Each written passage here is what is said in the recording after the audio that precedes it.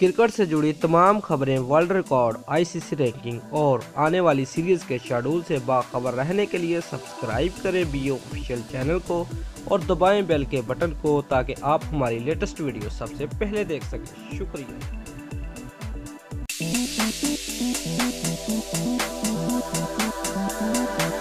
Viewers, कौमी team के chief selector Inzamam-ul हक अपने भतीजे इमामुल हक की नाकस कारकर्दगी पर पर्दा डालने लगे। उनका कहना था कि टॉप ऑर्डर्स में टेल एंडर्स को भी जिम्मेदारी निभाना पड़ेगी। अगर यही परफॉर्मेंस रही तो टीम में तब्दीलियां आएंगी।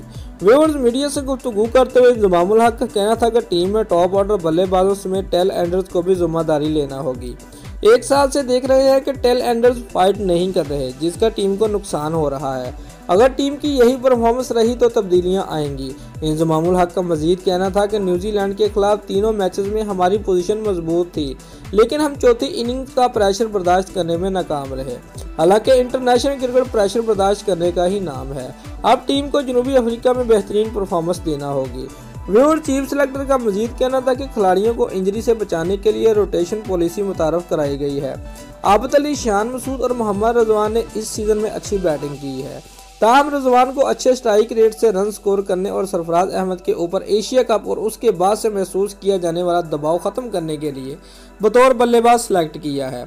अपने भतीजे इमामुल हक की खराब परफॉर्मेंस को दफा करते हुए इमामुल हक का कहना था कि इमामुल हक को मुझसे जोड़ना ठीक नहीं। इमामुल हक अच्छा खिलाड़ी है और टीम में ज्यादा अरसे तक खेल सकता है।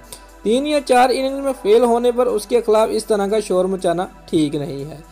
दोस्तों, अगर आपको हमारी ये वीडियो पसंद आई है तो लाइक और कमेंट लाजमी करें और हमारे चैनल को सब्सक्राइब करना मत भूलिए। शुक्रिया।